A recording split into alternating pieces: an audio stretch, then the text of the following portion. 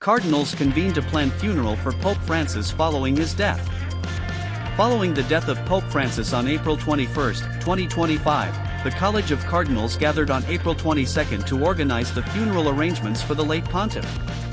The funeral is expected to draw global leaders and faithful from around the world, marking the beginning of the transition to elect a new pope.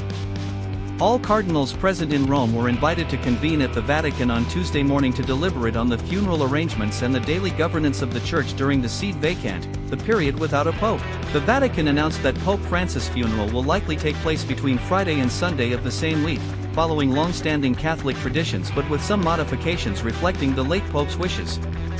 Leaders from around the world, including U.S. President Donald Trump and Argentina's President Javier Milei, are expected to attend the funeral, underscoring Pope Francis' international influence.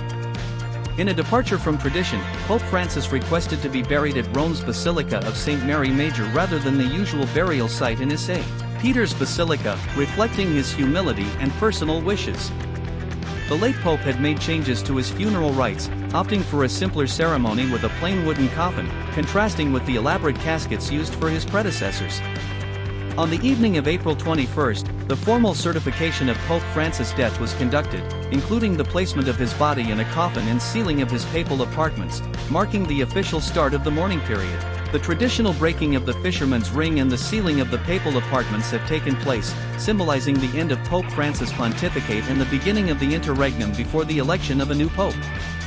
The conclave to elect Pope Francis' successor is anticipated to begin 15 to 20 days after his death, likely not before May 6, involving approximately 135 cardinal electors who will vote in secrecy until a new pontiff is chosen. At this stage, there is no clear frontrunner among the cardinals to succeed Pope Francis, leaving the election process open and closely watched by the global Catholic community.